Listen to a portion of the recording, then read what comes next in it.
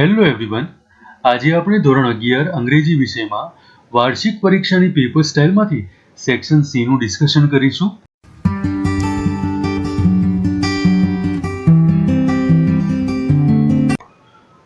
Read the following passages and answer the questions given below it. Orpheus had a beautiful wife. ઓર્ફિયસને એક સુંદર પત્ની હતી. Her name was Eurydice. એનું નામ યુરિડિસ હતું. Orpheus and Eurydice loved each other deeply. Orpheus અને યુરિડિસ એકબીજાને ખૂબ જ ચાહતા હતા. They could not live without each other. તેઓ એકબીજા વગર જીવી શકે એમ ન હતા. For hours together, Orpheus played on his lyre. કલાકો સુધી ઓર્ફિયસ એના લાયર એટલે કે વીણા વગાડતો. And Eurydice sat listening. અને યુરિડિસ આ બધું બેઠા બેઠા સાંભળતી હતી. I cannot live without your music, Orpheus, she said. એટલે યુરિડિસે ઓર્ફિયસને કહ્યું કે હું તારા સંગીત વગર જીવી શકું એમ નથી. And can I live without you? asked Orpheus. ત્યારે ઓર્ફિયસે યુરિડિસને પૂછ્યું, અને શું હું તારા વગર જીવી શકું એમ છું? હવે આપણે આ ક્વેશ્ચનનું ડિસ્કશન કરી લઈએ. What did Eurydice say to Orpheus? યુરિડિસે ઓર્ફિયસને શું કહ્યું હતું? Eurydice told Orpheus that she could not live without his music. Answer અહીંયા પેરેગ્રાફમાં આપેલું છે. અહીંયા ડાયરેક્ટમાં છે, એ જ આન્સર આપણે ઇનડાયરેક્ટમાં લખ્યું છે. Question number 30. Who was Eurydice? આ યુરિડિસ કોણ હતું? Eurydice was beautiful wife of Orpheus. Students, આ પેરેગ્રાફ પણ આપણી સપ્લિમેન્ટરી રીડિંગ બુક ફ્લેમિંગોમાંથી જ છે. The first leg of our planned 3-year 1,05,000 kilometer journey passed pleasant. We sailed down to the west coast of Africa to Cape Town. There, before heading east, we took on 2 crewmen, American Larry Vigil and Swiss Herb Siegler, to help us tackle one of the world's roughest seas, the Southern Indian Ocean. હવે દોસ્તો અહીંયા જે question છે એને સમજી લઈશું. Where did they sail down? Answer છે they sailed down the west coast of Africa to Cape Town. Question number 32.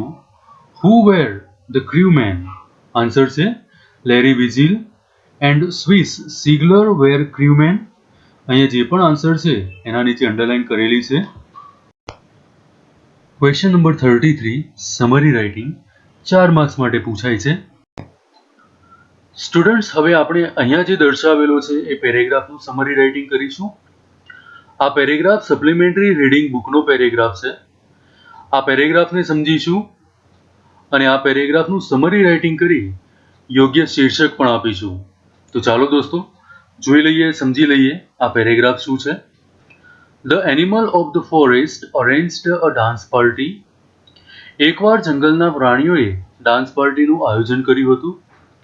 And everybody was waiting for that moment. અને આ જંગલના દરેકે દરેક પ્રાણી આ ક્ષણની રાહ જોઈ રહ્યું હતું. And all the animals had a new dress. અને જંગલના બધા જ પ્રાણીઓ પાસે નવો ડ્રેસ હતો. But the flamingo which at that time were all white. બધા જ પ્રાણીઓ પાસે ડ્રેસ હતો, પણ ફ્લેમિંગોનું શું હતું? ફ્લેમિંગો કમ્પ્લીટલી વ્હાઇટ હતો, મતલબ એની પાસે કોઈ પણ ડ્રેસ ન હતો. Did not have anything to wear. આ ફ્લેમિંગોની પાસે કંઈ પણ પહેરવા માટે ન હતું. They felt ugly. જંગલના બધા જ પ્રાણીઓ પાસે નવા ડ્રેસીસ હતા, પણ ફ્લેમિંગો પાસે જ્યારે ડ્રેસ ન હતો તો એ કેવો લાગતા હતા? અગલી એટલે કદરૂપા લાગતા હતા. એન્ડ ridiculous અને હાસ્યાસ્પદ પણ લાગતા હતા. And they didn't like any suit. આ ફ્લેમિંગોએ ઘણા બધા શૂટ તો જોયા, પણ એમને પસંદ નતા પડ્યા. Desperately એટલે હતાશ થઈને. Desperately they went to the owl's house, who was the most prestigious dressmaker of the forest. હતાશ થઈને પછી ફ્લેમિંગો આઉલના ઘરે ગયા કે જે જંગલનો પ્રેસ્ટિજિયસ ડ્રેસમેકર હતો. She designed for them a pair of striped white and black trousers. આઉલે શું કર્યું? આ ફ્લેમિંગોઝ માટે સ્ટ્રાઇપ્ડ એટલે લીટીવાળા, પટ્ટાવાળા વ્હાઇટ અને બ્લેક ટ્રાઉઝર્સ બનાવ્યા. These were the most marvelous suits that a flamingo had ever worn. અને આ એ પ્રકારનો શૂટ હતો કે જે ફ્લેમિંગોએ કદી પહેરેલો ન હતો. Now they could go to the party. હવે આ ફ્લેમિંગો પાર્ટીમાં જઈ શકે એમ હતા. When the day came, everybody was very happy. જ્યારે પાર્ટીનો દિવસ આવ્યો ત્યારે બધા ખૂબ ખુશ હતા. But the snakes were very worried about Flamingo's trousers. પણ સ્નેક્સ જે હતા, સાપ જે હતા, એ સાપને ફ્લેમિંગોના ટ્રાઉઝર્સથી ખૂબ જ ચિંતા થતી હતી. Because they saw that the trousers were made of snake skin. કારણ કે આ સ્નેક્સે જોયું કે ફ્લેમિંગોએ જે ટ્રાઉઝર પહેરેલા હતા એ સાપની સ્કિનમાંથી બનાવેલા હતા અને એટલા જ માટે આ બધા સ્નેક જે હતા એ ખૂબ જ ચિંતિત હતા, વરીડ હતા. દોસ્તો, આ પેરેગ્રાફને એકવારમાં ના સમજાય તો આપણે 2, 3 કે 4 વાર પણ વાંચવો પડે અને ત્યારબાદ આમાં કયા સેન્ટેન્સીસ મહત્વના છે એ સિલેક્ટ કરીશું. આનું ટાઇટલ શું હોઈ શકે એ વિચારવાનું છે અને ત્યારબાદ આનું સમરી રાઇટિંગ લખીશું જે આપણી લેંગ્વેજમાં હોઈ શકે. શક્ય હોય તો આમાં આપેલા સેન્ટેન્સીસનો ક્યાંક ક્યાંક ઉપયોગ પણ કરી શકાય. નાઉ લેટ્સ સી આનું સમરી રાઇટિંગ કેવી રીતે કરાય, આના માટે યોગ્ય ટાઇટલ કેવી રીતે આપીશું. આપણે હમણાં જ જે પેરેગ્રાફનું રીડિંગ કર્યું એનું સમરી રાઇટિંગ આ રીતે કરીશું. સૌથી પહેલા ટાઇટલ ફ્લેમિંગોઝ ટ્રાઉઝર્સ કાં તો પછી ફિયર ઓફ સ્નેક્સ. આ બેમાંથી કોઈ પણ ટાઇટલ લખી શકાય. આના સિવાય પણ જો તમને કોઈ આઈડિયા હોય, કોઈ વિચાર હોય, કોઈ નવા વર્ડ્સનો ઉપયોગ કરીને તમે આ ટાઇટલ લખી શકો છો. કોઈ એક જ ટાઇટલ ફિક્સ હોય એવું શક્ય નથી. દરેક સ્ટુડન્ટ જે રીતે વિચારે એ રીતે આનું ટાઇટલ હોવું જોઈએ. પણ આપણે ધ્યાન રાખીશું કે આપણે જે પણ રજૂઆત કરીએ છીએ એને ધ્યાનમાં રાખીને જ ટાઇટલ હોય. સમરી રાઇટિંગ કેવી રીતે કર્યું છે તે પણ સમજી લઈએ. All the animals had a new dress, but the flamingo did not have anything to wear. So desperately they went to the owl's house. She designed for them a pair of striped white and black trousers from snake skin. So the snakes were very worried about Flamingo's trousers. બસ દોસ્તો, આગળના પેરેગ્રાફમાં જે કંઈ પણ main બાબત હતી એ જ બધી બાબત આપણે અહીંયા ટૂંકમાં રજૂ કરી છે, ખૂબ જ બ્રીફમાં રજૂ કરી છે. આટલું કરવાથી આ પેરેગ્રાફનું સમરી રાઇટિંગ થાય છે, સંક્ષિપ્ત લેખન થાય છે. Next question, read the news clipping and answer the questions. આ રીતે કોઈ ન્યૂઝ ક્લિપિંગ પણ આવશે જે ટેક્સ્ટબુક બહારનું હશે.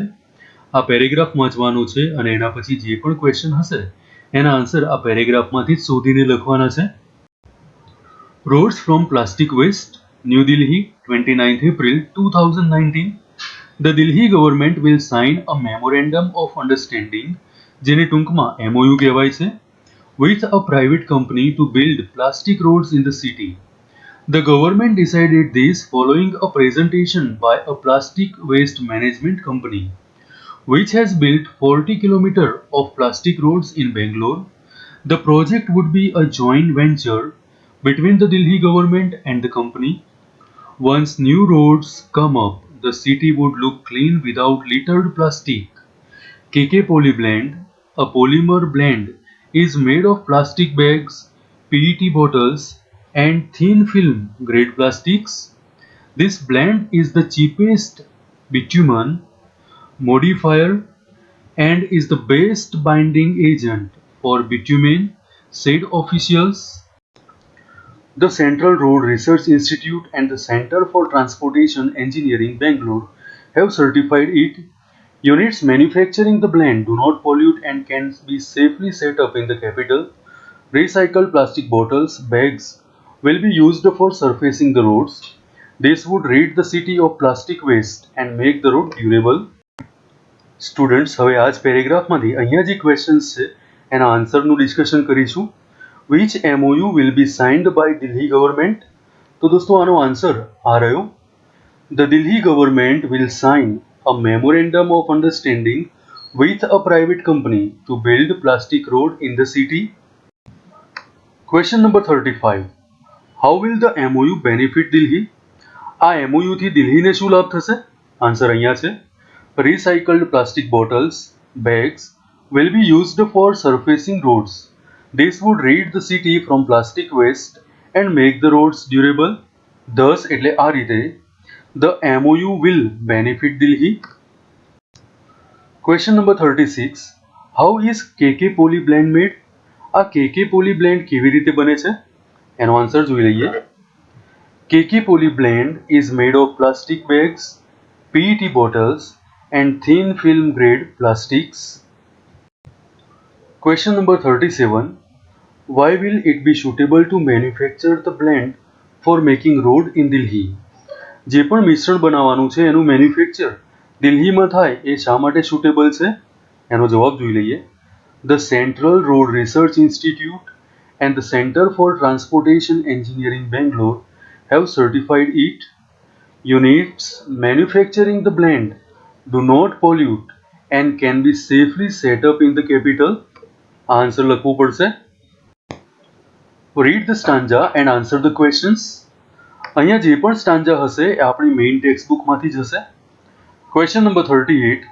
Vote did the poet do when he was an idle boy? જ્યારે પોએટની પાસે નવરાશનો સમય હતો ત્યારે તે શું કરતા? The poet sought the grateful shade of a tree when he was an idle boy.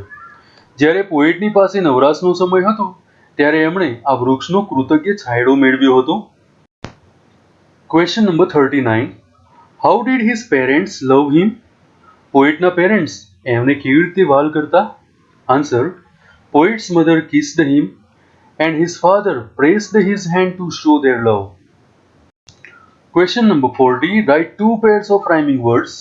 Rhyming words અહીંયા છે દોસ્તો. Boy, joy, here, tear, shade, played, hand, stand. આ બધા રાઇમિંગ વર્ડ્સ છે. સ્ટુડન્ટ્સ, સેક્શન સી અહીંયા પૂર્ણ થાય છે. મને આશા છે કે આજનો આ વિડીયો તમારા માટે હેલ્પફુલ થશે. Thank you.